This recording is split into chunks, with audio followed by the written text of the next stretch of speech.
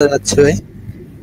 আহ, ভাই মানে আমাদের আশেপাশে যত কাজ দেখা যায় তার বেশিরভাগই তো বৈজ্ঞানিক ভাবে প্রমাণিত, কিন্তু আমি অনেক জায়গায় খোঁজ করছি চ্যাট জিপিটি গুগল টুগল করে, কিন্তু আসলে ব্ল্যাক ম্যাজিক সম্পর্কে তেমন কোনো ব্ল্যাক ম্যাজিক এবং আর হচ্ছে আপনার কি প্ল্যান চ্যাট হয় যেটা আর কি, ওর কোনো তো আসলে বৈজ্ঞানিক তেমন কোনো পাই না, কিন্তু আপনারা কিভাবে এটা ব্যাখ্যা করবেন আসলে?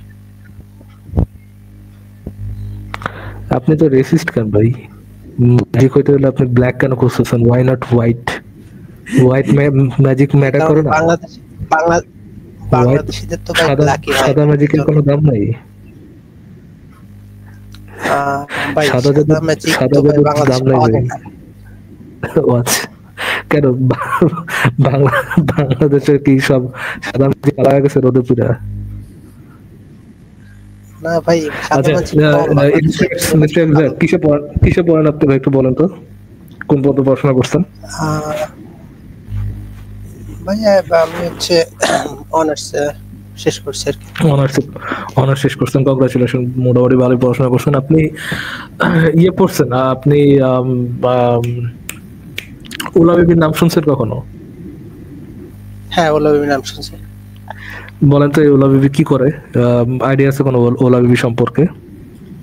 ওটা হচ্ছে 1000 বছর ধরে উপন্যাসে পড়ছি না, ওলা বেবি আর কোন কোন বেবি যেন থাকে, তিনজনের নাম মনে আসতেছে না, এটা মোটামুটি আসে আসে টাসে মানে ধরে এক একজন, এটা একটা কুসংস্কার বলা যায় ওলা বেবি। ওলা ওলা বিবি সম্পর্কে সায়েন্সের কি মতামত? সায়েন্স কি বলে ওলা বিবির ব্যাপারে? আহ, কিভাবে ব্যাখ্যা ওলা করবে? বেবি ওলা বেবি আসলে যে ইয়ে ছড়ায়, ওই যে আপনার কলেরা ছড়ায়, এই জিনিসটা শুনছেন না? যে গ্রামকে গ্রাম মানুষ মারা হ্যাঁ যায় যখন ওলা বেবি আসে। আচ্ছা, হ্যাঁ হ্যাঁ হ্যাঁ এখন আহ, ইয়ে তো হয়, মানে মানুষের যে কলেরা যে হয়, এটা তো সত্য, তাই না? হ্যাঁ হ্যাঁ। আচ্ছা, সায়েন্স কি কখনো ডিসপ্রুভ করতে পারছে যে ওলা বেবি নামে কিছু নাই? এই জিনিসটা কি প্রমাণ করতে পারছে? আহ, এটা আসলে এই সম্পর্কে তো আমি যখন পড়ছি ওলা বেবি সম্পর্কে আমার নিজেরই তো গল্প মনে হয়েছে, তো আসলে ওইটা বিষয় তো আমি খুঁজি নাই বা ই করে নাই, এজন্য আচ্ছা, আর কি তো বলতে পারতেছি না। সায়েন্স কি আম, আহ, না, তাহলে আপনার কলেরা হয় এটা তো জানা মতো সায়েন্স এটা, প্রমাণ করছে, কিন্তু হ্যাঁ, ওলা কলেরা বেবি হয় এটা সায়েন্স প্রমাণ নামে করছে, যে কিন্তু কেউ আছে, এক্সিস্ট করে কিনা, এটা এটা তো সম্পর্কে তো সায়েন্স সায়েন্সে বলতে পারে না শুনি যে নাই। ওলা বেবি তো নাই, এরকমটা তো কেউ প্রমাণ করতে পারে নাই। প্রমাণ করতে পারছে? আপনি পড়ছেন কখনো যে ওলা বেবি নাই এরকম প্রমাণিত হয়েছে? এরকম কোন কোন সায়েন্সের কোন আর্টিকেল পড়ছেন কখনো? না না, ওলা বেবি পাই নাই কোনো সায়েন্সের আর্টিকেল আমি। আচ্ছা, কেন কেন নাই? কেননা এটা সায়েন্স, সায়েন্স মূলত এই ধরনের অতি প্রাকৃতিক ক্লেম নিয়ে কাজ করে না, মূলত কাজ করে না আর কি।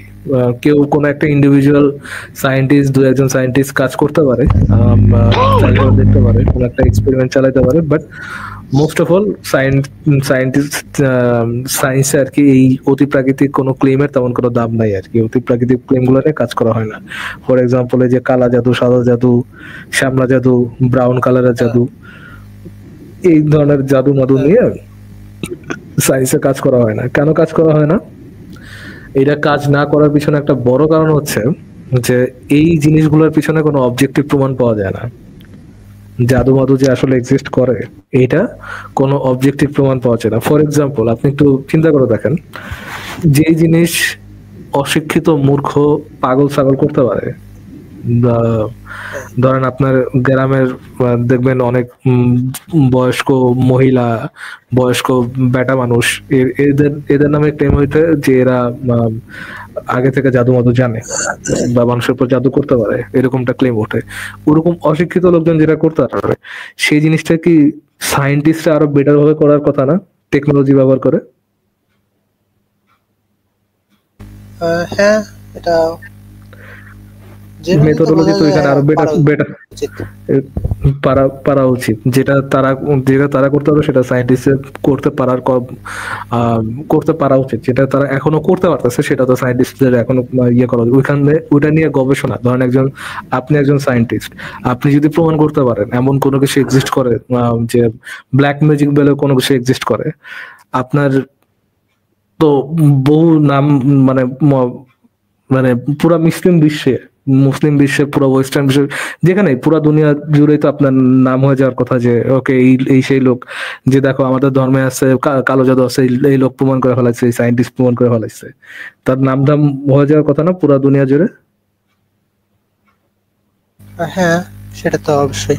তো সায়েন্টিস্টরা কেন করতে পারতেছে না বিকজ বেস্ট পসিবল কি অ্যান্সার কি, যে এগুলো শুধুমাত্র ক্লেমে এক্সিস্ট করে, দাবিতে এক্সিস্ট করে, এগুলোর কোনো কি পাওয়া যায় না, কোনো ধরনের কোনো প্রমাণ পাওয়া যায় না। যদি প্রমাণ পাওয়া যেত তাহলে সায়েন্টিস্টরা এটা করতো। ধরো যদি করা যেত, ধরেন এদের দ্বারা আসলে জাদু মাদু করা যেত, কারোর উপর কালো জাদু করা যেত, ভাই সরকার দলীয় লোক যারা সরকারে আছে, যারা ক্ষমতায় আছে, তারাই তো জাদু করে ধরেন তাদের যে অপোনেন্ট আছে বা অন্য দেশের আছে, ফর এক্সাম্পল কালো জাদু যদি আসলে এক্সিস্ট করতো, যারা কালো জাদু করতে পারতো তাদেরকে হায়ার করে তো নেতে নিহারিরা মেরে ফেলা যেত, তাই না? হ্যাঁ ভাই, আমার কিন্তু এই কথাটা মাথায় আসছে যে যদি এরকম হইতো তাহলে তো ভাই এত জীবন দেওয়ার দরকার নেই, হাসিনারা তো ভাই কালো জাদু করে উড়াই দিয়া দিত। হাসিনারও কালো জাদু করে উড়াই দিয়ে দিত। তারপরে যারা আছে যে মানে একেবারে মার্কা মারা যেগুলো আছে পলিটিশিয়ান, মানুষের রক্ত চুষে গেছে, সবাই তো কালো জাদু করে উড়াই দেওয়া যেত। ওবায়দুল কাদেরের উপর অ্যাটাক হইতো আগে বেশি। ওবায়দুল কাদের, তারপর ধরেন হেফাজতে ইসলাম জামাত শিবিরের উপর কালো জাদু করতো, তারপর জামাত শিবির হেফাজতের উপর কালো জাদু করতো। এখানেই তো ভুল হচ্ছে। এই যে আসিফ মহিউদ্দিন, হে তো ভাই টপ দেওয়া যেত সেকেন্ডের মধ্যে। আরে না, যেভাবে হ্যাকার আর এথিক্যাল হ্যাকার থাকে না ফারাজ ভাই, সেরকম যখন কালা জাদু করার জন্য যেমন লোক রিক্রুটমেন্ট হতো, তেমন কালা জাদুর এগেইনস্টে প্রোটেকশন দেওয়ার জন্য লোক রিক্রুটমেন্ট হতো, বুঝলেন? আসিফ ভাই কারে রিক্রুট করছে তাহলে কালো জাদুতে বাঁচার। আচ্ছা ফারাজ ভাই, তাহলে কি আপনি বলতে যাচ্ছেন এটা আসলে ভিজিবল কোনো সত্যতা নেই, মানে যে কেউ যে এফেক্টেড হইছে কোনো সত্যতা নেই, এফেক্টেড হইছে কোনো সত্যতা নেই মানে। ও, তাহলে আমরা যেগুলো শুনে আসতেছি আর কি প্রাচীন কাল দিয়ে, সেই ভক্তদার 14 গোষ্ঠীর আরো গোষ্ঠী থেকে, তাহলে এগুলো সব ভুয়া। মানে আধুনিক যুগে এসে তো এটা দেখা যায় না, কিন্তু আমি তো গল্প শুনছি আর কি ছোটবেলায়, অমুক হইতো তমুক হইতো আর কি, এই জিন দত্ত প্রেত দত্ত সেই। তো আসলে চিন্তা করলে আপনি যেহেতু অনার্স কমপ্লিট করছেন, আপনার তো বুঝার কথা যে গ্রামের মানুষের যেখানে অজ্ঞতা আছে যে এই জিনিসটা কেন হচ্ছে, এই জিনিসটার কোনো একটা এক্সপ্লেনেশন পাচ্ছে না, সেখানে মানুষ তো নিজে একটা এক্সপ্লেনেশন যে বানায় নেয়, এই জিনিসটা তো আপনার বুঝার কথা যে ওটা যৌক্তিক হোক বা অযৌক্তিক হোক, ঠিক মতো চিন্তা না করে মানুষ একটা কনক্লুশনে পৌঁছায় মজা পায় আর কি।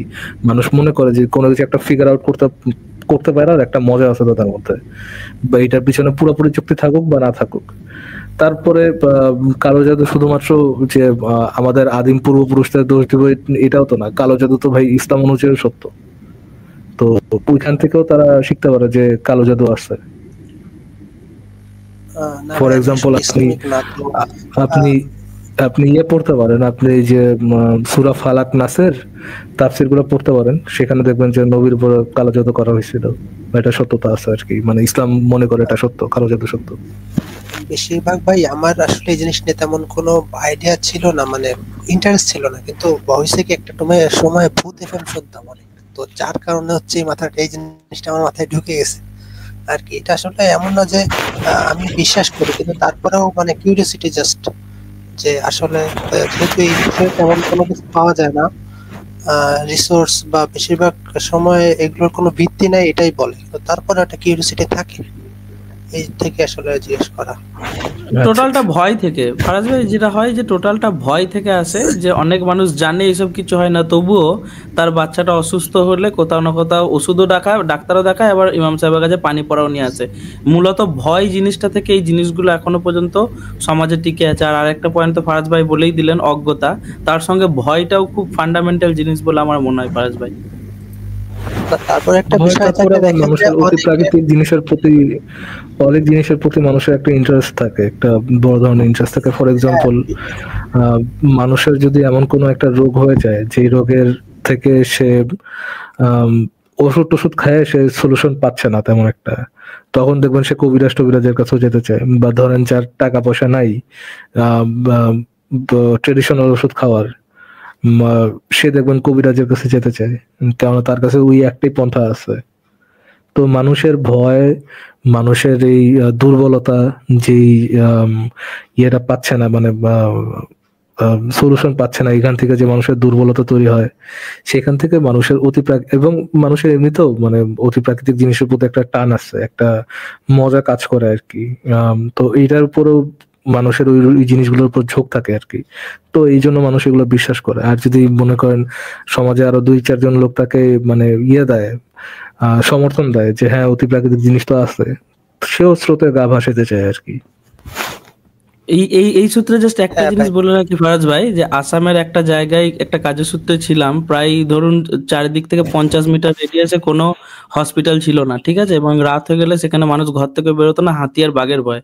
তো ওই জায়গায় দেখেছি যে এই জাদু মন্ত্র তাবিজ কবজের প্রভাবটা অনেক বেশি, অনেক বেশি।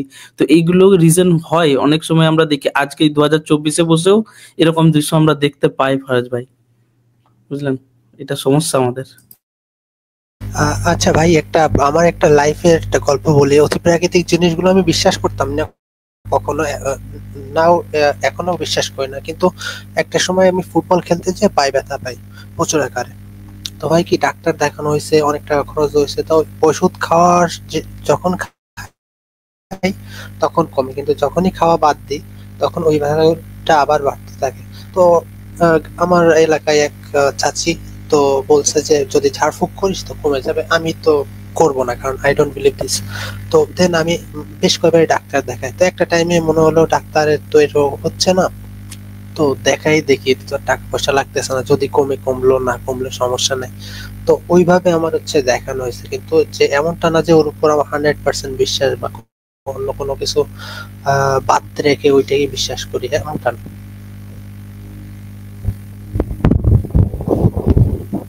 তারপর কি আপনার ব্যথা কমে গেছে? আমি যেটা বললাম আর কি, যে মানুষ যখন ট্রেডিশনাল ওষুধে কাজ হয় না তখন আর কি আম, ওই ধরনের ওষুধে তারা ইয়ে করতে চায়, মানে আস্থা রাখতে চায় আর কি। না, আমি না এটা ভাই, জানতে চাই, তারপর তারপর কমে কি নাই আপনার ওটা। আপনার আপনার কমে গেছে? না হ্যাঁ, না এইটাই উত্তর।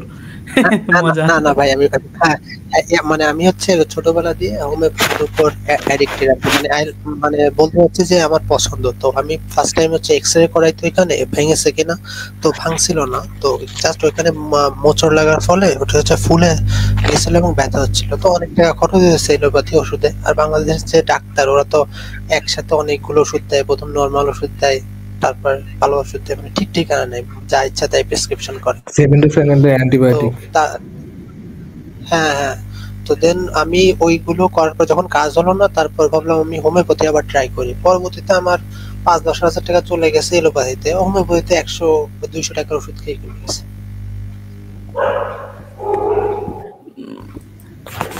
আচ্ছা ঠিক আছে ভাই, তাহলে আপনার কাছে বিদায় জানাই, দেখে নেক্সট কাউকে যুক্ত করি।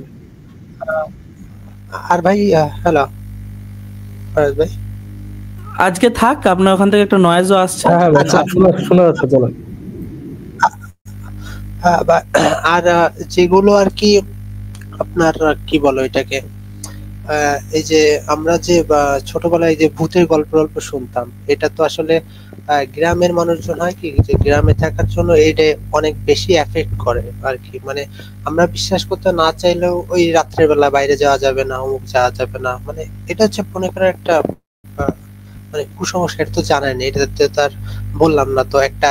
আচ্ছা আজকে রাখি, অন্যদিন কথা বলবো এই বিষয়ে। একটা ঘটনা আছে ভূতের বিষয়ে, আমাকে ভূতে ধরা নিয়ে, অন্যদিন একটা কোনো বিষয়ে কথা বলবো। তাহলে আজকে তো অনেক রাত হলো।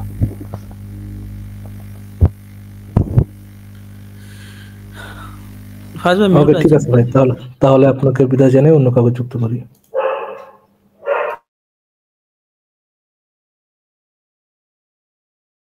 মিস্টার এক্স আপনাকে যুক্ত করা হয়েছে, আনমিউট করে বলুন।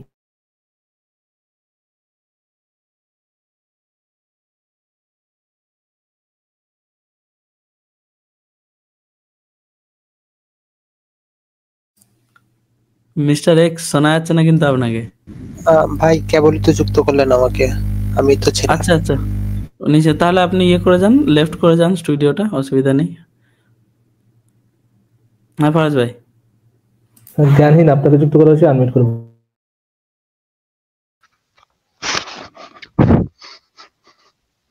সুমন্তর সু কালাগুত্তার গু। এইটা বলার জন্য ঘন্টার পর ঘন্টা বসে কি রে ভাই। ফারাজ ভাই এই এই কথাটার সঙ্গে মাঝের ছবিটা মিলিয়ে নিন আরেকবার, যে ছবিটা দেওয়া আছে কভার পুরোটা।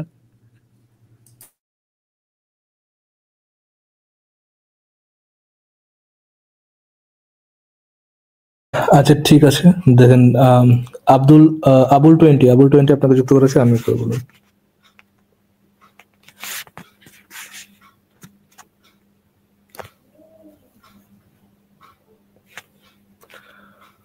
আবুল 20।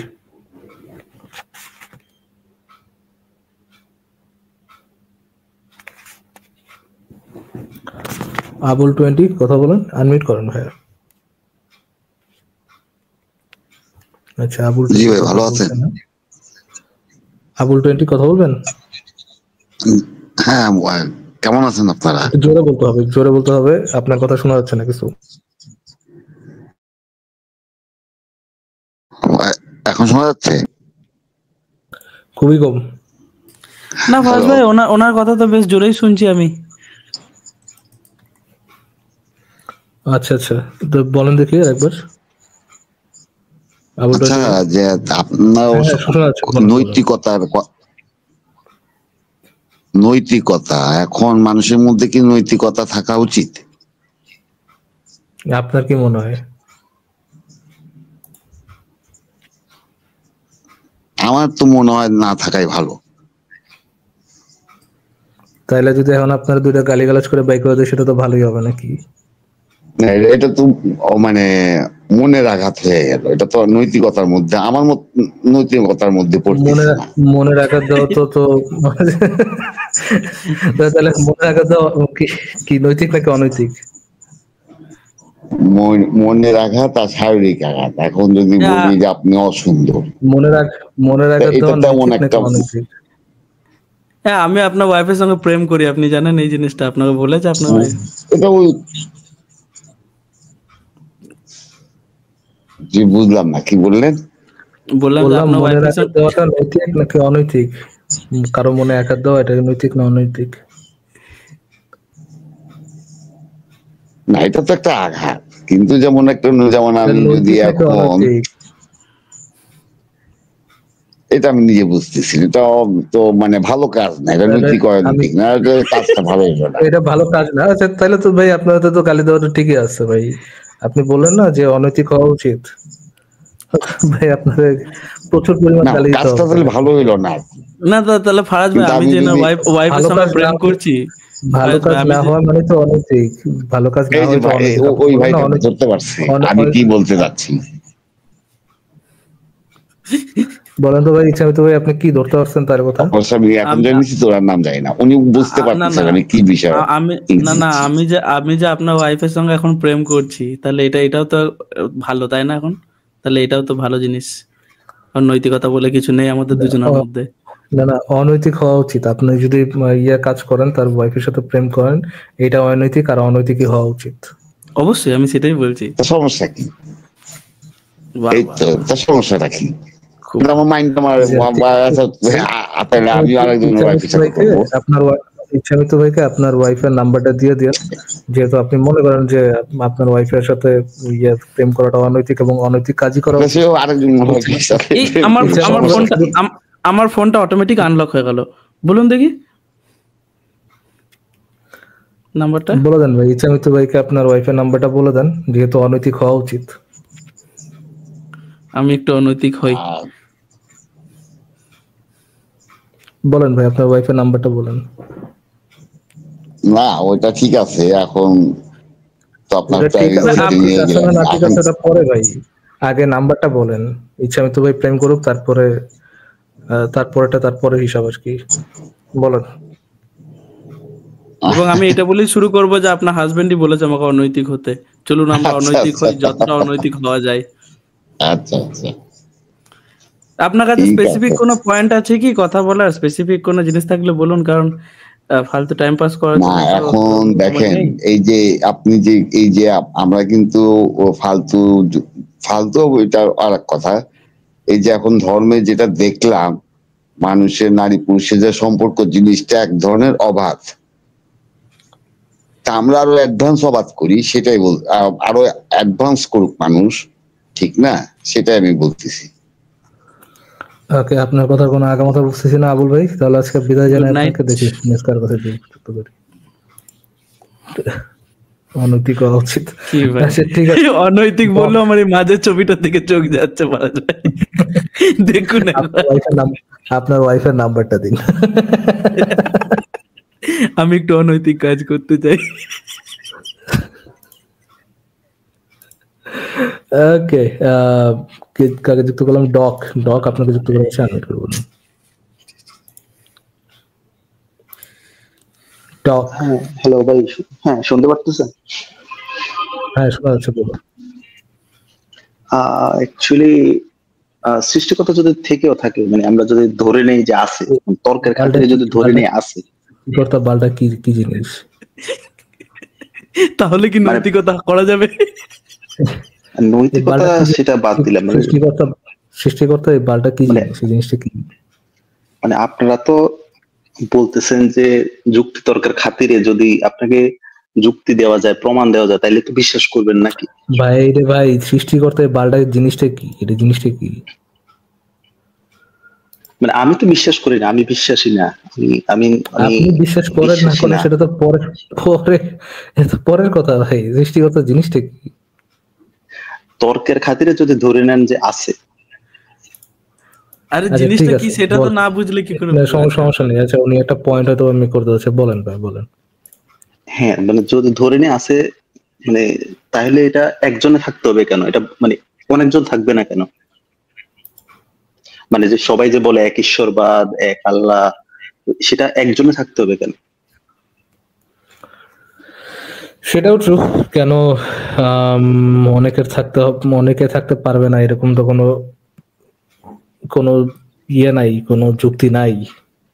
রিজনটা না কিন্তু এরা যেমন নিজেরা দিয়ে দেয় ফারাজ ভাই। অনেকজন থাকলে নিজেদের মধ্যে ঝামেলা করতো। সৃষ্টিকর্তা কুত্তার মতো যেমন কামড়াকামড়ি করতো, এক সৃষ্টিকর্তা আরেক সৃষ্টিকর্তার পাশার মধ্যে কামড় দিত। সেটাও একটা কারণ হতে পারে, কিন্তু দেখা গেছে যে একজনের দ্বারাও সবকিছু মেনটেন করাটাও কষ্ট। যেমন একই স্কুলে তার একজন টিচার থাকে না, এক এক বিষয়ে এক একজন টিচার থাকে। ও ভাই, আচ্ছা জি ডক ভাই বলেন, আর কিছু বলবেন? না না, জাস্ট এটাই মাথায় ঘুরতেছিল আমার। মানে আপনারা তো রেগুলারে দেখি, ভালো লাগে আপনাদের শো। জাস্ট এটাই আমার মাথায় চিন্তা হচ্ছে, যেমন মুসলিমরা বলে যে, মানে হিন্দুদের ক্ষেত্রে হিন্দুদের বলে যে তোমাদের তো অনেকগুলো ঈশ্বর, তার মানে তোমাদের এটা ঠিক না। জাস্ট এই পয়েন্টটার জন্য আর কি আমি জাস্ট জিজ্ঞেস করা, যে একজনে থাকতে হবে কেন? আচ্ছা থাকলেও যদি থাকে, হ্যাঁ সেটাই, মানে সৃষ্টিকর্তা যে সব বইতে পারবে না, অনেকজন সৃষ্টিকর্তা মিলে যে কোনো ডিসিশন নিতে পারবে না, এটার ইয়েটা কি, এটার মানে মানে মানে প্রমাণটা কি? অনেকে তো এটা একটা পয়েন্ট ধরে তারা তর্ক করতে চায় যে হ্যাঁ আমাদের তো আল্লাহ আছে একজন। তো এই পয়েন্টে বা ভ্যালিড কেন? মানে ফানি আর কি জিনিসটা আমার কাছে মনে হয়। True true true. সৃষ্টিকর্তা হতে হলে যে একজনই থাকা লাগবে, এটার তো কোনো ইয়ে নেই, যুক্তি নাই এরকম। জি তাহলে ডক ভাইয়া আর কিছু না যদি না বলেন, তাহলে আপনি বিদায় জানিয়ে আজকে। না না না, আচ্ছা আচ্ছা ঠিক আছে, থ্যাংক ইউ। ওকে ঠিক আছে, যুক্ত হওয়ার জন্য ধন্যবাদ। হাই শান্তনুদয়, শান্তনুদয় আপনাকে যুক্ত হ্যালো, আপনি আপনি কি ক্যামেরা অফ রাখতে যাচ্ছেন? কেমন আছেন? না না, ক্যামেরা তো আমার অনই আছে। আচ্ছা ঠিক আছে ভাইয়া বলেন। একটু একটু উঠে বসতে পারবেন নাকি শান্তনু ভাইয়া? হ্যাঁ, উঠে বসতে হবে। জি বলেন।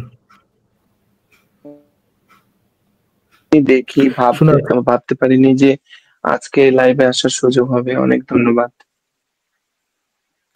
হ্যালো, আচ্ছা ঠিক আছে, শুনতে পাচ্ছেন না? জি জি শোনা যাচ্ছে, বলুন। হুম, তো যাই হোক, আমি হঠাৎ করেই দেখলাম আপনারা আছেন লাইভে, তো হঠাৎ করেই চলে এলাম। তো সাবজেক্টটা আমি দেখলাম না যে সাবজেক্টটা কি ছিল। তো একটু যদি আমি জানতাম তাহলে বলতে একটু উন্মুক্ত সুবিধা আলোচনা হতো। ভাইয়া, উন্মুক্ত আলোচনা। আপনার ধর্ম সংক্রান্ত যদি কোনো কোশ্চেন থাকে বা আলোচনা থাকে আপনি করতে পারেন আর কি। না দাদা, ধর্ম সংক্রান্ত কোনো আলোচনা নেই, কারণ আমি যদিও হিন্দু ধর্মের, এবং কিন্তু আমি ধর্ম নিয়ে খুব একটা যে কালচার করি সেরকম নয়, এবং ধর্ম নিয়ে খুব একটা আনওয়ার্ড নই যে আমি ধর্মের বিষয়ে জানতে আগ্রহী, ভালো লাগে, কিন্তু কোনো যদি উম কোনো গোঁড়ামি কোনো ধর্মের যদি রয়ে গেছে, সেটা তো আমাদেরকে এখন বর্তমান প্রজন্মের যেহেতু উন্নত চিন্তাশীল মানসিকতার মানুষ হওয়ার জন্য সেটা সংশোধন করতেই হবে। কিন্তু পৃথিবীতে এরকমও অনেক রয়েছেন যারা তাদের পুরনো যে সমস্ত রীতি রেওয়াজ সেগুলোর মধ্যে বৈজ্ঞানিকতা না থাকলেও তারা এগিয়ে চলতে চায় সেই সমস্ত কিছুই নিয়ে।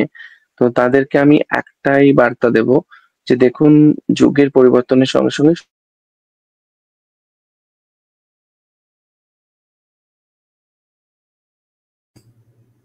উনি কি স্টাক হয়ে গেছেন নাকি, না আমার নেট গেল? আপনার কথা শোনা যায়নি, আই থট আমার ইন্টারনেটে ঝামেলা হয়েছিল। আরেকবার বলেন, আপনার যুগের পরিবর্তনের সাথে সাথে কি? তবে ভাই কথা আগে নিয়ে যাওয়ার আগে এই লাইফলেস হুম্যানকে একে একটু টাইম আউট দিয়ে দিন না ফারাজ ভাই, প্লিজ। আর এরকম কথা কমেন্ট করলে ব্লক ব্লক দিয়ে দেবেন, একটা টাইম আউট দিয়ে দিন প্লিজ ভাই। সমস্যা নেই, এই ধরনের গরু কথা হচ্ছে কমেন্ট সেকশনে আরো উজ্জীবিত রাখে, সমস্যা নেই। আমি কিন্তু হ্যাঁ কমেন্ট গুলো দেখতে পাচ্ছি না, কি কমেন্ট গুলো করছে না না, সেটা কোনো আমি সমস্যা বুঝতে নেই, পারছি সমস্যা না নেই, দাদা। আপনাকে দেখার দরকার নেই, আপনি আপনার কথা বলুন, আমরা শুনছি। হ্যাঁ বলুন। হ্যাঁ, বলছি যে যুগের পরিবর্তনের সঙ্গে সঙ্গে আমাদের উন্নত চিন্তাশীল মানুষ হওয়ার জন্য তো আমাদের ধর্মের যে বার্তাগুলো যেগুলো রয়েছে সেগুলো তদুপযোগী যেগুলো ছিল, আহ, এখন কিন্তু তার যদি সামান্যতম পরিবর্তন করে যদি আমাদের যুগোপযোগী হয়ে যায় এবং তাতে আমাদের মানবিকতার মধ্যে কোনো আহ, পরিবর্তন যদি না হয়ে থাকে, তাহলে কিন্তু আমাদের ধর্মের বাণী অবশ্যই যুগোপযোগী হওয়া উচিত। আমি সেটা বলে মনে করি।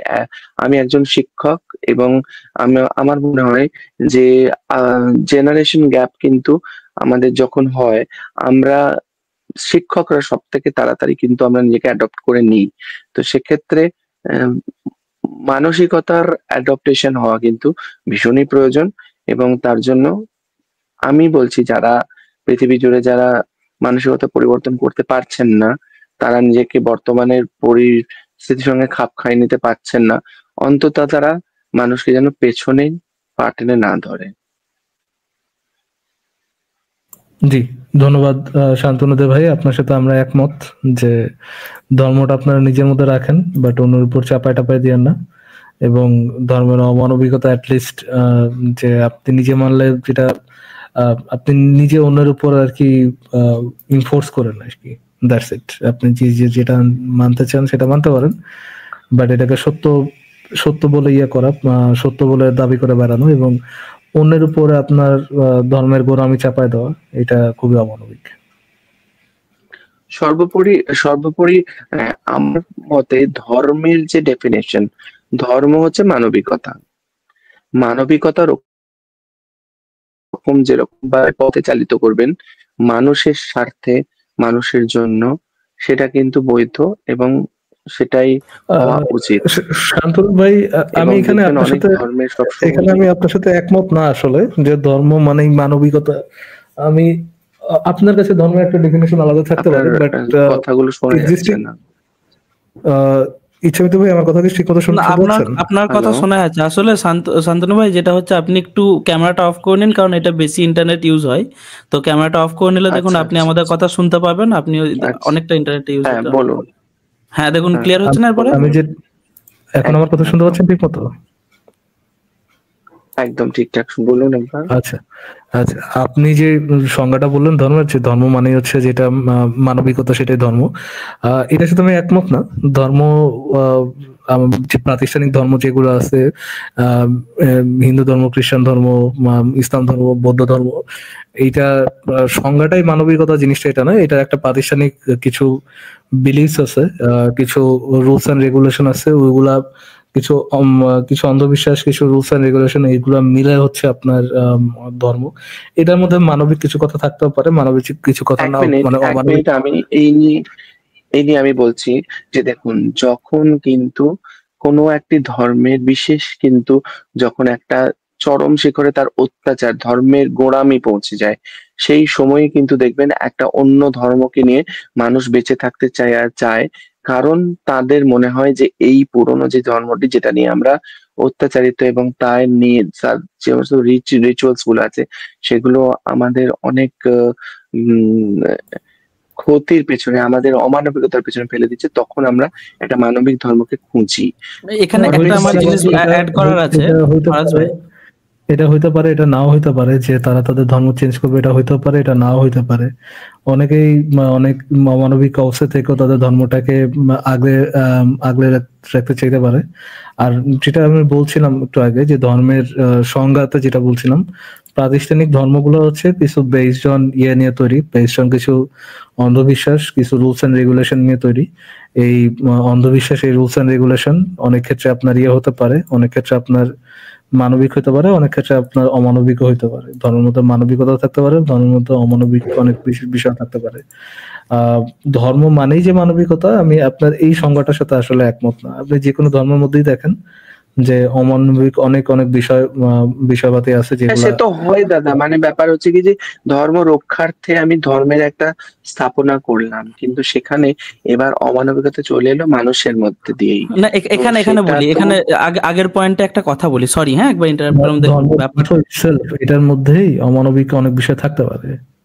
এবং ধর্মগ্রন্থ এটা এটা একটা লুপ তৈরি হয়ে যায় ফারাজ ভাই। আমি যে জিনিসটা বলতে চাইছি সেটা হচ্ছে, ধরুন একটা চিরাচরিত ধর্ম খুব এখন অত্যাচার বেড়ে গেছে, সেইটার এগেনস্টে লড়ার জন্য আর একটা নতুন ধর্ম তৈরি হলো। সেই ধর্মটায় যখন 100 বছর পথ অতিক্রম করছে, দেখছে যে সেই ধর্মটার মধ্যেও এক্স্যাক্টলি কুসংস্কার, সেটাই তো অন্ধবিশ্বাস। এক হচ্ছে, সেকেন্ড শেষ করি সেটাই শেষ করি। হচ্ছে। এই আপনি যদি শিখ ধর্ম, যখন শিখ ধর্মের যদি শুরুর দিকটা দেখেন, এরা কিন্তু এই জাতিবাদ, হিন্দু ধর্মের জাতিবাদ, বর্ণবাদ, এগুলোর এগেনস্টে কিন্তু প্রচুর কাজ করেছে, প্রচুর লড়াই করেছে। কিন্তু বর্তমান পরিস্থিতিতে সেই শিখদের মধ্যে এখন উঁচু জাত নিচু জাত এই পরিস্থিতিগুলো চলে আসছে। তাই এই ধর্ম একটা অত্যাচারের এগেনস্টে গিয়ে একটা নতুন ধর্ম, মানে কি বলুন তো, পরের 100 বছর বা 1000 বছর পর্যন্ত জন্য একটা নতুন অন্ধবিশ্বাস প্রতিস্থাপন করা হয়। এই ধর্ম ধর্ম খেলতে খেলতে আমরা ওই পরিস্থিতিতেই পড়ে আছি এবং আমরা এখন ওই লুপটা থেকে বেরোতে পারছি না। এটা একটা সমস্যা। হ্যাঁ, আচ্ছা, মানে এই শিখ ধর্মের যেটা বললেন যে শিখ ধর্ম নিয়ে কাজ করছে, ঠিক আছে। তো ব্যাপার হচ্ছে যে শিখ ধর্মের যে শুরুটা, সেটা যদি সম্পর্কে কিছু বলতেন, মানে শিখ ধর্মটা কেন শুরু না না, এটা একটা হয়েছিল, কেন? উদাহরণ, এটা একটা উদাহরণ। এই না না, তাদের আমি ধর্মের এখন শুরুতেও। তো আলোচনাটা চালাতে হবে, আলোচনাটা চালানোর জন্য বলছি না আপনাদেরকে। না, শান্তনু ভাই, শান্তনু ভাই, যে কোনো একটা ধর্ম সূচনা সূচনা একটা ভালো ইচ্ছা নিয়ে সূচনা হইতেই পারে, একটা খারাপ ইচ্ছা নিয়েও সূচনা হইতে পারে। সূচনা দিয়ে, শুধুমাত্র সূচনা দিয়ে তো আপনি ধর্মকে জাজ করলে ধর্মের অ্যাকচুয়াল না জাজমেন্ট না, হবে জাজ না। করা যাবে না, আমি তাই আমি বলছি মনে যে করি এখানে ধর্মটাকে যদি হিস্ট্রি জানা থাকে, সেই হিস্ট্রি যদি ধর্মটাকে জানা দুইটা থাকে যে ভাবে জাজ করা। শান্তনু ভাই, আমি মনে করি ধর্মটাকে দুইটা ভাবে জাজ করা যায়। এক হচ্ছে ধর্ম ইটসেলফ, ধর্মগ্রন্থগুলোর মধ্যে ইটসেলফ কি কি আদেশ নিষেধ বলা আছে, কি কি রীতিনীতির কথা বলা আছে, কিছু কি কি বিশ্বাসের কথা বলা আছে, এইটা দিয়ে ধর্মটাকে জাজ করা যায়। এন্ড দ্বিতীয়ত, যেটা যেটা সঠিক না, বাট যেটা দ্বারা মোটামুটি জাজ করা যায় আর কি, সেটা হচ্ছে ওই ধর্মের মানুষগুলা ওভারঅল কি কি কি ধরনের কমন বিহেভিয়ার করে, কোন কমন বিহেভিয়ার করে না, কোন কোন জিনিসের পক্ষে থাকে, কোন কোন জিনিসের পক্ষে থাকে না, এটা দ্বারাও দুই ধর্মটাকে হালকা পাতলা জাজ করা যায়। মূল জাজ করা যায় ধর্মের বই দিয়ে, আর দুই জাজ করা যায় যে ধর্মের মানুষের ইম্প্যাক্ট গুলা দিয়ে। দ্বিতীয়ত, যে ধর্মের যে সূচনা, এই সূচনা দিয়ে শুধুমাত্র যে ধর্মকে জাজ করা যায় জিনিসটা এরকম না। বুঝতে পারছেন শান্তনু ভাইয়া?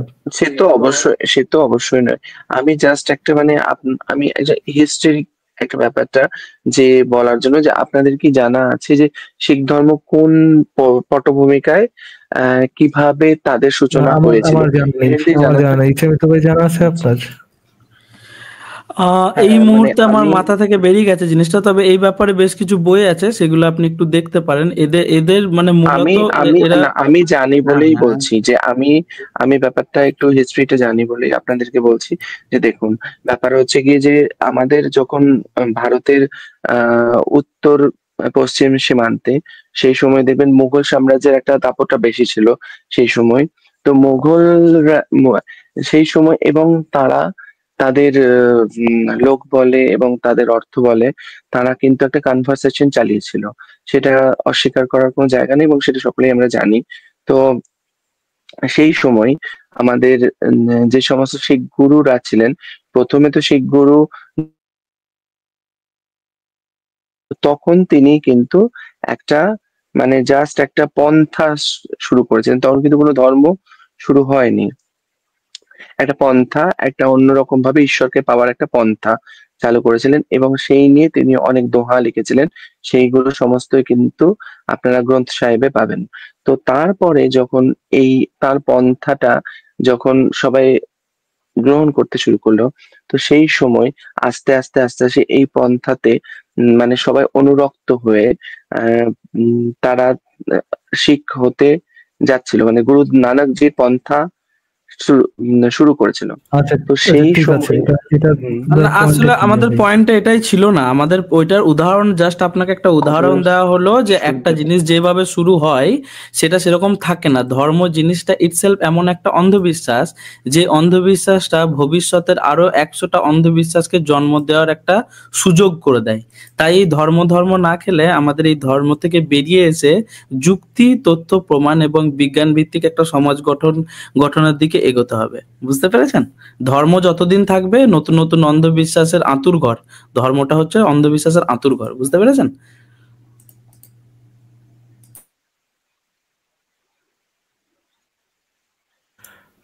শান্তনু দেব ভাই আপনার, আচ্ছা উনি চলে গেছেন। মমিনুল ইসলাম, আপনাকে যুক্ত করা আছে, আনমিউট করে বলুন। মমিনুল ইসলাম। ভাই আসসালামু আলাইকুম। জি ভাই, শোনা যাচ্ছে, বলুন। আসসালামু আলাইকুম। হ্যাঁ ভাই, শোনা যাচ্ছে আপনার কথা, বলেন। আচ্ছা ভাইয়া, আমি বাংলাদেশ থেকে বলছি। বাংলাদেশে যে ইজতেমা নিয়ে রিসেন্টলি যে নিউজটা আসছে, যে মানে দুই পক্ষের সংঘর্ষের কারণে 3 জনের মতন মানুষ মারা গেছে, পাশাপাশি হচ্ছে শতাধিক আহত হয়েছে, এই বিষয়টা কি আপনারা দেখেছেন? না, আমি আমি আমার দেখা হয় নাই, অফিস থেকে আসার পরে আমি খেয়াল করতে পারি নাই, দেখতে হবে, আমি একটু পরে দেখে নিব। আচ্ছা, মানে জিনিসটা হচ্ছে আপনারা হয়তো আপনাদের একটা নিয়ে কোন একটা ঝামেলা হয়েছিল যতদূর শুনছিলাম আর কি। জি, এটা হচ্ছে ওই যে 2টা গ্রুপ আছে ইজতেমার। হ্যাঁ, 2টা গ্রুপের মধ্যে সংঘর্ষ হয়েছে, গ্যাঞ্জাম হয়েছে। গ্যাঞ্জাম হওয়ার কারণে এটা জায়গা নিয়ে নাকি দখল নিয়ে কি যেন, আমি অত ক্লিয়ার শুনতে পারিনি, তবে আমার সামনে আর কি নিউজ আসছিল যে গ্যাঞ্জাম হয়েছে, তো আমি জাস্ট ইগনোর করছিলাম। পরে আবার দেখলাম যে মানুষ মারা গেছে 3 জন। তারপরেও আমি মানে খারাপ লাগছে, বাট ওইটা নিয়ে অতটা করিনি। তো পরে আবার শুনলাম যে ওটা হচ্ছে মানে জবাই করা হয়েছে।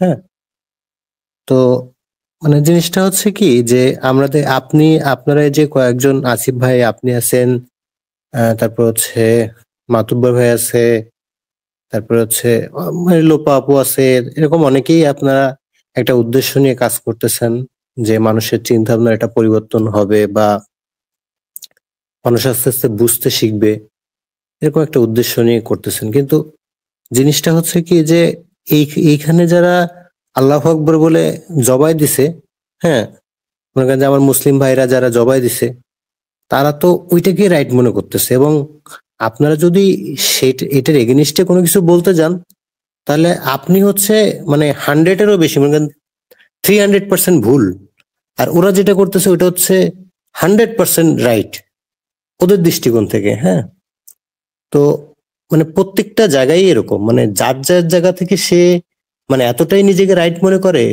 যে আরেকজনে কি বলতেছে তার সেই কথার সাথে কোনো যুক্তি আছে কিনা, এগুলা কোনো কিছু আর কি মানে বিবেক বিবেচনা করতে যায় না। বুঝতে পারছেন আমার কথা? হ্যাঁ, তো আছে, মানে মানুষের, বাঙালি মানুষ তো অবজেক্টিভ যুক্তি প্রমাণ দিয়ে তেমন একটা চিন্তা করে না। হ্যাঁ, যার আমি যার জোর জবরদস্তিমূলক আর কি ইয়ে করে, যার গলা যত বড়, যার ক্ষমতা যত বেশি, সে হচ্ছে তত বেশি রাইট। হ্যাঁ, এটা একটা জিনিস। আরেকটা জিনিস হচ্ছে আমি এটা, আচ্ছা আপনি যে তো ভাই আপনি তোহা, একটু কথা বলেন, আমি জাস্ট একটু ব্রেকতে আসতেছি। হ্যাঁ হ্যাঁ, নো প্রবলেম, বলছি। হ্যাঁ বলুন, আপনি শুনছেন। আচ্ছা এই যে তোহা আছে না, একজন বাংলাদেশি একজন বক্তা, এটা কি নাম কি শুনেছেন? আবু তোহা না কি যেন নাম, ওকে চিন্তা ভাই? আবু তোহা নাম করে একজন আছে। এটা হচ্ছে যে আজহারি, তারপর হচ্ছে মাহমুদুল্লাহ, এই টাইপের যারা আছে, এই টাইপেরই একজন বক্তা। উনিও খুব ফেমাস। উনি একবার গুম হয়ে গেছিল, এটা নিয়ে বাংলাদেশে মোটামুটি ভাইরাল হয়েছিল। এরকম একজন বক্তা আর কি, মোটামুটি ভালো একজন বক্তা। ওনার অনেক ফলোয়ার টলার ভালো, মানে হচ্ছে পপুলার একজন বক্তা আর কি। হ্যাঁ, তো ওনার একটা ওয়াজ শুনতেছিলাম। উনি মানে ওই একটা ওই বক্তব্য, ডিম্বাকৃতি ফেস, সে তো ও ডিম্বাকৃতি ফেস, যেটা একটু মানে ভদ্র ভদ্র চেহারা। হ্যাঁ একটু বুঝতে পেরেছি। বটবসে, এবং একটু কথাটা একটু মানে মানে মুখের মধ্যে বাজায় বাজায় কথা বলে, মানে হ্যাঁ হ্যাঁ, বুঝতে একটু পেরেছি বুঝতে পেরেছি। হ্যাঁ হ্যাঁ। তো ওনার একটা ওয়াজ শুনতেছিলাম আমি, মানে চা খাচ্ছিলাম, তো চার দোকানে একটা ওয়াজ বাজতেছিল ওনার। তো চা খেতে খেতে যতটুকু শুনলাম যে ইব্রাহিম আলাইহিসসালামকে আল্লাহ জাতির পিতা কেন করছে, কারণ হচ্ছে ইব্রাহিম আলাইহিসসালাম রে আল্লাহ বলছে যে এটা করো, তো ইব্রাহিম আলাইহিসসালাম জাস্ট ওইটা করতে চলে গেছে। হ্যাঁ, আর আমরা কি হয়েছে, আমরা মুসলিমরা এত খারাপ যে আমাদের যদি আল্লাহ বলে যে নামাজ পড়ো, তাহলে আমরা চিন্তা করি নামাজ কেন পড়বো, এটার বৈজ্ঞানিক ব্যাখ্যা কি। হ্যাঁ, যদি বলে যে সুদ খেও না, সুদ কেন খাবো না, এটার অর্থনৈতিক বিশ্লেষণ কি। হ্যাঁ, মানে উনি জাস্ট এটা প্রুভ করতেছে যে মানুষ যে ধর্মে কোনো একটা কিছু বললে সেটার কারণে যে এটা কোশ্চেন করতেছে, বা এটার বৈজ্ঞানিক ব্যাখ্যা কি, তারপরে মানে অর্থনৈতিক ব্যাখ্যা কি, এটা করলে সমাজে কি উপকার আসবে, এইগুলো যে চিন্তা করতেছে, উনি সেটার এগেনিস্টে বলতেছে যে এটা করা মানেই তো সে মুমিন না, বা সে ভালো না। ইব্রাহিম আলাইহিসসালাম ভালো ছিল, যে আল্লাহ যা বলতো তাই করতো, অনুগত্য ছিল।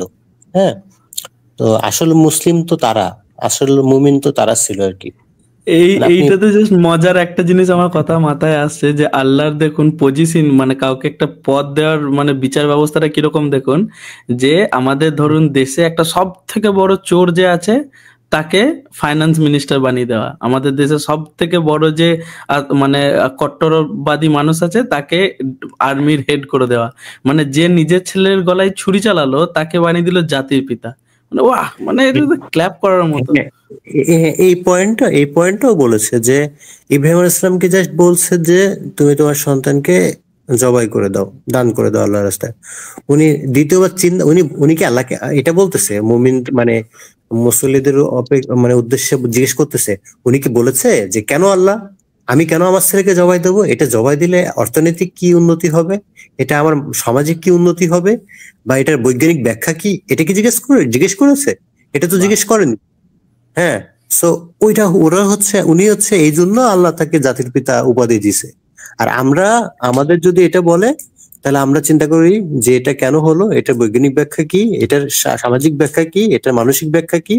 হ্যাঁ, এই হচ্ছে আমরা মুসলিম, মানে আমাদেরকে, মানে আমরা যেটা চিন্তা করি এটা হচ্ছে খুবই খারাপ। উনি সেভাবে আর কি এটা মানে বলতে চাচ্ছে আর কি। হ্যাঁ, ভালোই তো।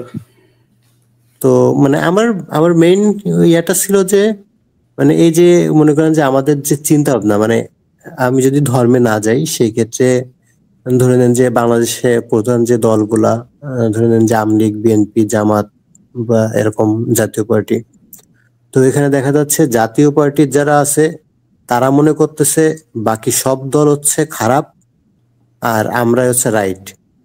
বিএনপিও তাই মনে করতেছে, আওয়ামী লীগও তাই মনে করছে, মানে সবাই যার যার জায়গা থেকে রাইট। এবং শুধুমাত্র এমন মানে কি বলবো, এরা মনে প্রাণে অন্তরে লালন পালন করে যে এরা রাইট। হ্যাঁ, এবং যে কোনো সময় মনে করেন যে আল্লাহু আকবার বলে মনে করেন যে সবকিছু বিসর্জন দিতেও কোনো দ্বিধা বোধ করবে না। হ্যাঁ, তো খুবই এই জায়গা থেকে দুর্ভাগ্যজনক। হ্যাঁ, এই জায়গাটা কিভাবে ডেভেলপ করা যায়, আমি আমি আমার মেইন পয়েন্ট হচ্ছে এটা যে প্রত্যেকে তার জায়গা থেকে এত বেশি রাইট যে একবার চিন্তা করে না যে আমার সামনে একজন যে একটা কথা বলতেছে তার কথাটা রাইট হতে পারে। এই যে মানে আবু তোহা যে বক্তার কথাটা বললাম, দেখেন উনি উনি আমরা প্রচার করতেছি যে ভাই তুই মানে আমরা মানে হচ্ছে যে আপনারা, সরি আমি না, আপনারা প্রচার করতেছেন বা বর্তমান আধুনিক সভ্যতা মানে যেটা চাচ্ছে যে মানুষ বিবেক বুদ্ধি ইউজ করুক, বিবেক বুদ্ধি দিয়ে চিন্তা করুক, হ্যাঁ, বা মানুষের চিন্তা ভাবনার উন্নতি হোক, হ্যাঁ, সব দিক থেকে একটা জিনিসকে ওই যে বিভিন্ন দিক থেকে আলো ফেলে যে দেখার যে একটা বিষয় থাকে, একটা টপিকসকে, যে আমি একটা খুন করছি, হ্যাঁ, তো আমি একটা খুন করলাম, আমার দিক থেকে দেখলাম, যে খুন হলো তার দিক থেকে দেখা, বা পাশের একটা লোক সেই দিক থেকে, মানে এই যে বিভিন্ন দিক থেকে জিনিসটা চিন্তা করা যে এই ঘটনার সাথে আমরা মানে আধুনিক সমাজ তো এটাই চাচ্ছে যে মানুষ বিভিন্ন ভাবে দেখুক, তাই না, বা বুঝতে শিখুক বা জ্ঞান মানে কাজে লাগাক, এরকম চাচ্ছে, তাই না? সভ্য সভ্য সমাজগুলো তো এটাই চাচ্ছে যে মানুষ তার বুদ্ধি কাজে লাগাক। কিন্তু এই যে আবু তোহা উনি যে চাচ্ছে যে এটা কোনোভাবেই কাজে লাগানো যাবে না, আল্লাহ যেভাবে বলছে সেভাবে করতে হবে।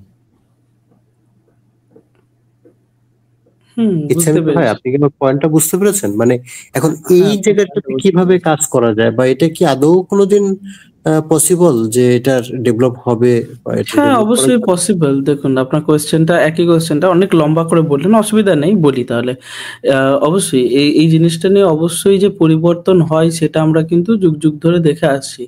ঠিক আছে? কারণ আমি ছোট, ছোট কয়েকটা উদাহরণ দিই। যখন ঈশ্বরচন্দ্র বিদ্যাসাগর এই বিধবা বিবাহের পক্ষে কথা বলেছিলেন, তখন কিন্তু সমাজের অধিকাংশ মানুষই এটার বিপক্ষে মানে স্বাক্ষর করেছিল এবং এর পক্ষে বলার মানুষের সংখ্যাটা খুব কম ছিল। কিন্তু আমরা দেখতে পাই যে তবু সেই পরিবর্তনটা এসেছে। আজ থেকে ১৫০ বছর পুরনো ইতিহাস আমরা যদি দেখি, খ্রিস্টানরা কিন্তু মেয়েদের শুধু পড়াশোনা করার অপরাধে কিন্তু মেয়েদেরকে পুড়িয়ে মেরেছে। ঠিক আছে? এবং এই জিনিসগুলো তো ধীরে, ধীরে পরিবর্তন হয়েছে। একেকটা যুগ থাকে যে সময় একেকটা ধর্ম রুল করে পৃথিবী জুড়ে। তাদের দাপটটা থাকে আরকি। রুল করা মানে তাদের উগ্রতার দাপটটা থাকে এবং সেই টাইমটা চলেও যায়। এবং এটা একটা খুব মজার ব্যাপার যে প্রিন্টিং প্রেস আসার পরে এই মানে ক্রিশ্চিয়ানিটি যেমন সম্পূর্ণরূপে বরবাদ হয়ে গেছে, তার থেকেও কম সময়ে কিন্তু ইসলাম কিন্তু বরবাদ হতে শুরু করেছে এবং তার থেকে অল্প সময়ে কিন্তু ইসলাম শেষ হয়ে যাবে। ঠিক আছে? এই ইন্টারনেট আসার পর।